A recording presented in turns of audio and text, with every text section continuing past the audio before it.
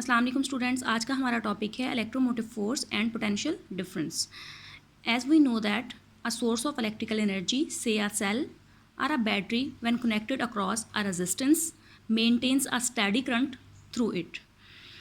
हम किसी भी सर्किट में अगर कोई बैटरी या सेल अटैच करते हैं तो एक स्टेडी करंट जो है वो सर्किट में फ़्लो करना शुरू कर देता है। बैटरी जो है एनर्जी दे रही होती है और वो एनर्जी जो है वो डिसिपेट हो रही होती है रजिस्टर के अक्रॉस।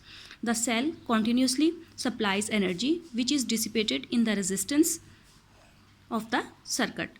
अब स्टेडी करंट जब स्टैब्लिश हो जाता है तो डेल्टा क्यू चार्ज जो है वो वायर के किसी भी क्रॉस सेक्शनल एरिया में डेल्टा टी टाइम में जो है वो पास करता है। ठीक है, अब जब delta Q charge positive terminal से यानी हाई पोटेंशियल से मूव करना शुरू करता है, रजिस्टर में से पास होने के बाद दोबारा वो सेल में एंटर होता है eight its low potential and. ठीक है, अब लो पोटेंशियल से एंटर होगा लेकिन दोबारा बैटरी को लीव करेगा हाई पोटेंशियल एंड से। अब during the course of motion this charge enters the cell at its low potential and leave at its high potential end. अब सोर्स जो है उसे एनर्जी देनी पड़ती है डेल्टा डब्ल्यू ताकि चार्ज जो है वो लो पोटेंशियल से हाई पोटेंशियल की तरफ मूव कर सके। The source must supply energy delta W to the positive charge to force it to go to the point of higher potential. ये एंटर हुआ था लो पोटेंशियल एंड से, लेकिन सोर्स क्या करेगा, इसको एनर्जी देगा कि ये हाई पोटेंशियल एंड की तरफ चला जाए। अब यहीं से जो है वो हम इलेक्ट्रोमोटिव फोर्स को डिफाइन करेंगे। The EMF E of the source is defined as energy supplied to the unit charge by the cell. यहाँ से इलेक्ट्रोमोटिव फोर्स क्या है, EMF क्या है, वो एनर्जी जो कि सेल देता है चार्ज को कि वो लो पोटेंशियल से हाई पोटेंशियल एंड पर चला जाए। ठीक है, इसको EMF का नाम दिया जाता है, किसके इक्वल होती है, delta W over delta Q के। EMF क्या है, वो एनर्जी है जो सेल या बैटरी देती है पॉजिटिव चार्ज डेल्टा क्यू को कि वो मूव करके लो पोटेंशियल एंड से हाई पोटेंशियल एंड पर चला जाए। अब इलेक्ट्रोमोटिव फोर्स जो है कोई फोर्स नहीं है, इस वजह से हम इसे न्यूटन्स में मेजर नहीं करेंगे, बल्कि ये पोटेंशियल है तो इसका यूनिट जो है वो वोल्ट्स होगा।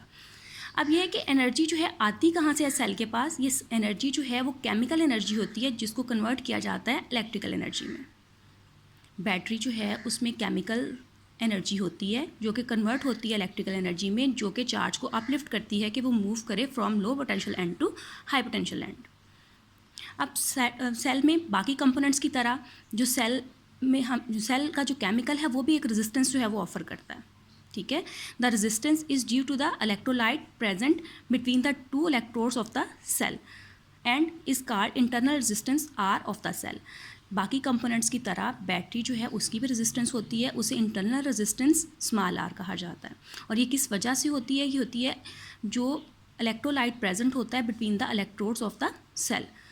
अगर सेल की EMF E है having a resistance small r, तो उसमें देखें कि हमने किस तरह से लेना है कि अब ये किसके इक्वलेंट होगी। अगर एक सेल हम ले रहे हैं तो वो इन सीरीज़ अगर हम किसी बैटरी के साथ small internal resistance R attach कर दें तो वो प्योर सोर्स ऑफ EMF के बराबर होगा।